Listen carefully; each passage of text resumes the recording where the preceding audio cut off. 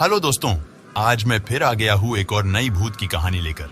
और एक बात, ये वीडियो पूरा देखने के बाद लाइक कमेंट शेयर करने पर विनर को मिलेगा फ्री प्रमोशन और शॉपिंग डिस्काउंट कूपन। हरी के नाम का एक चिट्ठी आया था। पोस्टमैन के बहुत बार बुलाने पर भी जब कोई बाहर नहीं आया तब पोस्टमैन ने बोला, घर पर कोई नहीं है क्या? अजीब लोग हैं सब। सुबह को चाय का कप लेकर हरी पेपर पढ़ रहा था, तभी उसका पापा आया। हरी, ये ले तेरा कॉल लेटर। पोस्टमैन ने लेटर बॉक्स पर डालकर गया था। वो चिट्ठी हरी को देकर उसके पापा चला गया। चिट्ठी के ऊपर हरी का नाम लिखा था। सरकारी चिट्ठी में अपना नाम देखकर उसको मन ही मन बहुत खुशी हुआ। हरी को रेल में इंजीनियर का नौकरी मिला है। सोहागपुर रेल स्टेशन में उसका पोस्टिंग हुआ था। इसी हफ्ते में उसका ज्वाइनिंग है। इससे पहले हरी अकेला कहीं पर भी नहीं गया था। निश्चित किए हुए दिन पर हरी सामान पैक कर कर तैयार हो गया। दोपहर को ट्रेन था। पहुंचते पहुंचते दूसरे दिन सुबह हो जाएगा। जाने से पहले हरी के पापा ने बोला, ध्यान से जाना बेटा, और बहुत मुश्किल से ये नौकरी मिला है तुमको, तो इसका कदर करना। हाँ पापा, बिल्कुल, चलता हूँ। पूरा दिन ट्रेन जर्नी के बाद दूसरे दिन सुबह हरी हेड ऑफिस में पहुंचा। ऑफिसर ने सारे कागज चेक कर कर बोला, ओ, तुम हो मिस्टर शर्मा, ये लो, इस कागज पर एक साइन करो। ये लीजिए सर। आज से जूनियर इंजीनियर पद में तुमने ड्यूटी ज्वाइन किया। यहाँ से सीधे सोहागपुर रेल स्टेशन पर चले जाओ। अच्छा सर, थैंक यू। हरी ने जैसे ही बाहर के दरवाजे की ओर पैर बढ़ाया तभी ऑफिसर ने बोला, अरे सुनो सुनो, एक और बात। हाँ सर, बोलिए। सुनो, वो स्टेशन बहुत सुनसान है, एम्प्लॉय भी कम है, थोड़ा ध्यान से रहना। क्यों सर, वहां पर क्या कोई चोर या जेब कतरों का उपद्रव है? नहीं नहीं, वो सब कुछ नहीं है। उसको लेकर तुम चिंता मत करो। तुम निकल पड़ो, नहीं तो देर हो जाएगा। ठीक है सर, आते हैं। उसके बाद जब हरी सोहागपुर रेल स्टेशन में आकर पहुंचा तब शाम हो गया था। स्टेशन सच में पूरा सुनसान था, कोई भी नहीं दिख रहा था। लंबी दूरी की ट्रेनें अक्सर इंजन की मरम्मत के लिए यहाँ आकर रुकता है। अगल बगल का इलाका भी यहाँ से बहुत दूर है। हरी ऑफिस रूम की तरफ जा रहा था, तभी टिकट काउंटर से हरी की उम्र का एक लड़का निकल आया। उसने हरी के पैर से सिर तक देखकर बोला, क्या आप ही नए इंजीनियर हो? हाँ, और आप? मैं गोकुल, इस स्टेशन का एकमात्र टिकट क्लार्क। देखकर तो लग रहा है शहर से आए हो। हाँ, कलकत्ता से। देखो, सही पकड़े हैं। नाम क्या है? हरी शर्मा। तो तुम कहाँ पे रहते हो? क्वार्टर में? नहीं नहीं, मेरा घर सामने ही है, उस पश्चिमी पारा की ओर। वहां जो सारे घर नजर आ रहा है उधर ही है। जाओगे? नहीं नहीं, आज नहीं। लगातार 2 दिनों से जर्नी हुआ है। अभी एक बार नहाना पड़ेगा। भैया, यहाँ क्वार्टर कहाँ पे है बोलो तो? सामान रखकर नहाना पड़ेगा। हाँ हाँ, चलो ना, दिखा देते हैं। रुको, मैं पहले ऑफिस में एक बार अटेंडेंस देकर आता हूँ। ठीक है ठीक है। दूसरे दिन सुबह जब हरी स्टेशन में पहुंचा तब उसको स्टेशन मास्टर अखिलेश मिला। तुम तो हरी हो, नया इंजीनियर? हाँ सर। कॉन्ग्रेचुलेशन। कहाँ पर रहते हो? सर, मैं कलकत्ता में रहता हूँ। मेरा भी घर कलकत्ता में है, जादवपुर में। वाह वाह वाह वाह वाह, तुम्हारे जैसे यंग जनरेशन की ही तो इस काम में जरूरत है। चलो, तुम्हें एक बार काम समझा देते हैं। अरे आशीष, अरे इसके काम सब समझा दो। हाँ सर। अरे हरी, इधर आओ।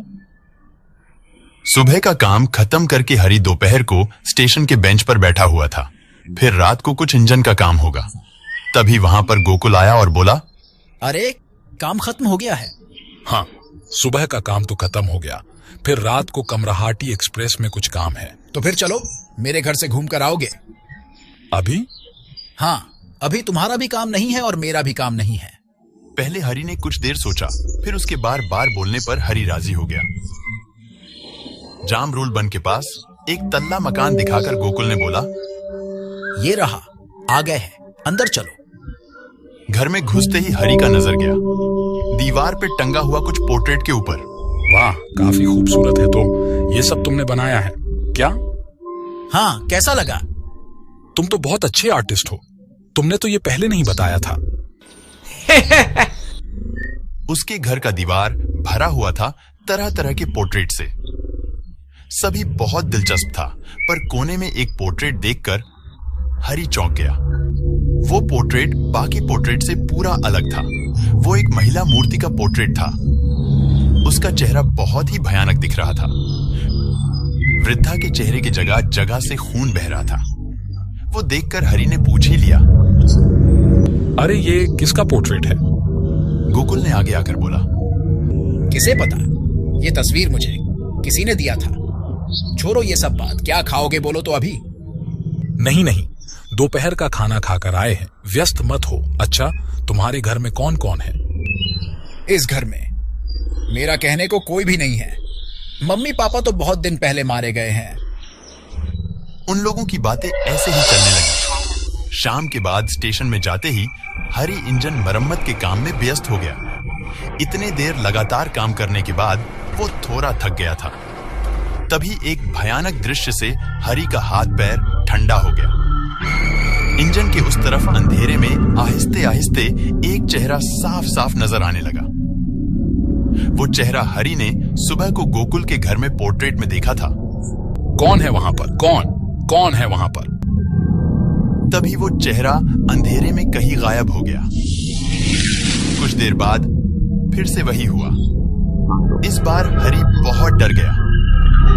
कौन है आप? क्या चाहिए? कौन है वहां पर?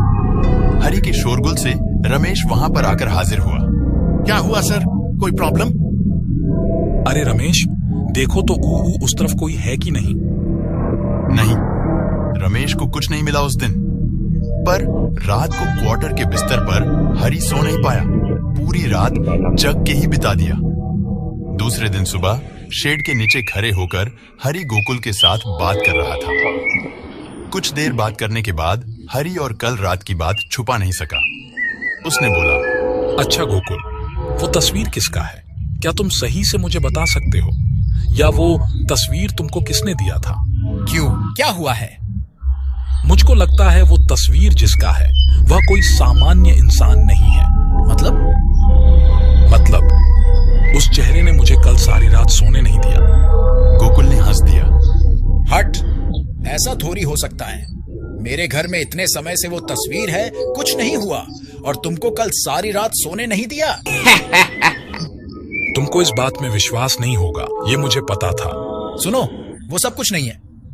नया नौकरी ज्वाइन किए हो, काम के दबाव से ऐसा हो सकता है। मैं अभी जाता हूं, देर हो रहा है, समझे? हाँ, हो सकता है। वैसे कल थोड़ा स्ट्रेस था।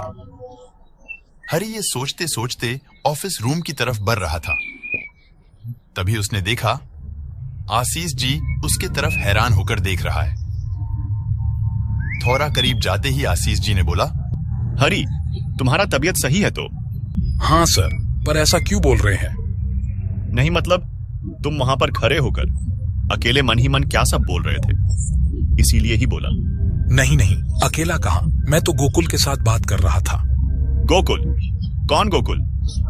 क्यों सर, इस स्टेशन का टिकट क्लर्क जिसका घर पश्चिम पारा में है। गोकुल?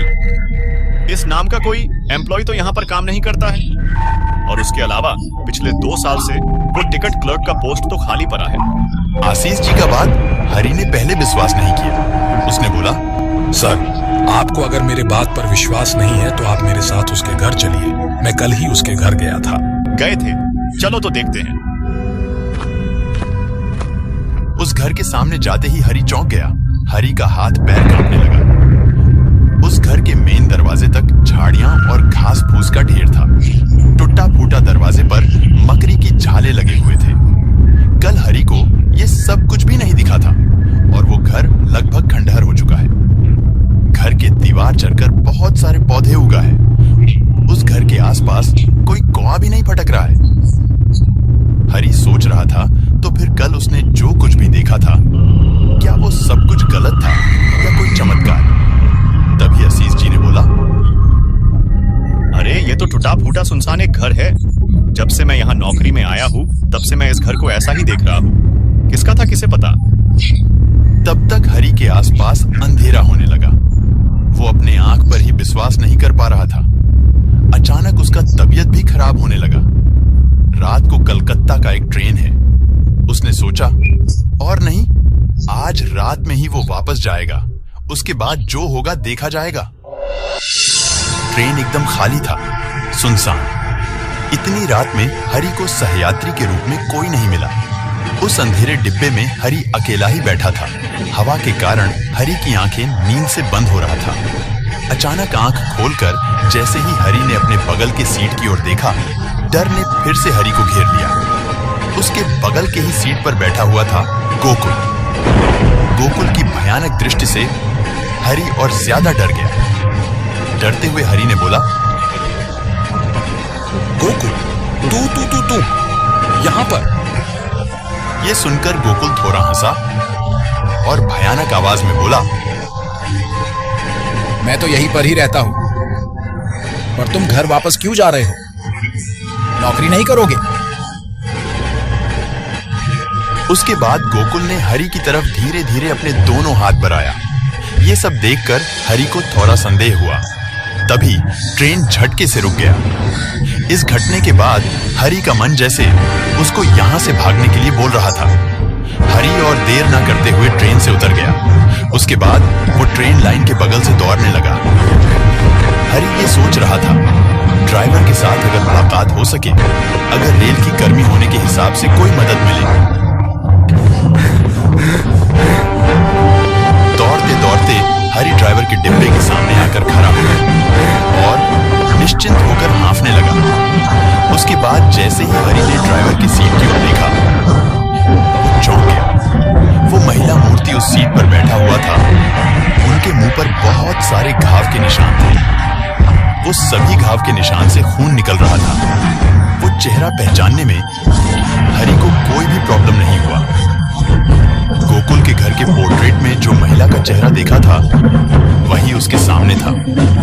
जान बचाने के लिए हरि ट्रेन लाइन पर सीधा दौड़ने लगा। कुछ सेकंड बाद ट्रेन की विसल का आवाज आया। पीछे से ट्रेन छोड़ दिया। तभी भी हरि पागल की तरह दौड़ रहा था। पीछे से ट्रेन भी अपनी स्पीड बढ़ा रहा था। तभी हरि का एक पैर किसी ने कसकर पकड़ लिया और हरि ट्रेन लाइन पर गिर गया। हरि ने सिर उठाकर देखा। एक कंकाल ने उसका पैर कस के पकड़ा हुआ है और बोल रहा है, बहुत नौकरी करने का शौक है ना? कर नौकरी, कर यहां पर ही कर। आज बहुत आनंद का दिन है, अच्छे से नौकरी कर। तब तक ट्रेन विसल बजाकर पीछे और थोड़ा नजदीक आ गया था। ऐसा लग रहा था पीछे से मौत दौड़ के आ रहा है और सामने वो भयानक कंकाल मूर्ति। बचने की आशा में हरि शरीर का पूरी ताकत को मिलाकर उस कंकाल से अपने पैर छुड़ाने की कोशिश कर रहा था। छोड़ दो। नहीं छोड़ेंगे, नहीं छोड़ेंगे। हालांकि हरि का पहला धक्का असफल रहा, पर दूसरा धक्का से वो कंकाल कुछ दूर जाकर गिरा और तभी हरि जल्दी से उठकर फिर से दौड़ने लगा। कुछ दूर दौड़ने के बाद हरि को सामने एक स्टेशन का प्लेटफॉर्म दिखा और वो उस तरफ दौड़ कर गया। वहां पहुंचते ही हरि थककर सीमेंट के फर्श पर गिर पड़ा। सुबह अस्पताल में हरि को जैसे ही होश आया, वह सीधा हेड ऑफिस पहुंचा। ऑफिसर को हरि ने उसके साथ जो हुआ सब बताया। ऑफिसर ने कुछ देर चुप रहने के बाद बोला, इस पोस्ट पर इससे पहले जो भी आया था उसके साथ भी यही हुआ। इसीलिए मैंने कुछ दिन पहले इस बारे में पूछताछ किया था, तो पता चला गोकुल एक स्थानीय लड़का था। वह लड़का पढ़ाई में बहुत अच्छा था और ड्राइंग भी बहुत अच्छा बनाता था। आज तुम जिस पोस्ट पर काम कर रहे हो, ठीक वही पोस्ट पर उसका नौकरी लग गया था, पर कोई एक बेईमान अधिकारी उसके इस पोस्ट पर घुस लेकर दूसरे को नौकरी दे दिया। इस घटना के बाद वह लड़का साइको मतलब पागल हो गया। उसके बाद एक दिन वह उसका एकमात्र अभिभावक मम्मी को भी मार दिया था। फिर कुछ दिन बाद वह खुद भी ट्रेन लाइन में सिर रखकर सुसाइड कर लिया। सुसाइड के पहले वह अपनी मम्मी का आखिरी तस्वीर बनाकर गया था। इसीलिए ही जाने से पहले तुमको सावधान किए थे। अब क्या चाहिए? ट्रांसफर? देखते हैं।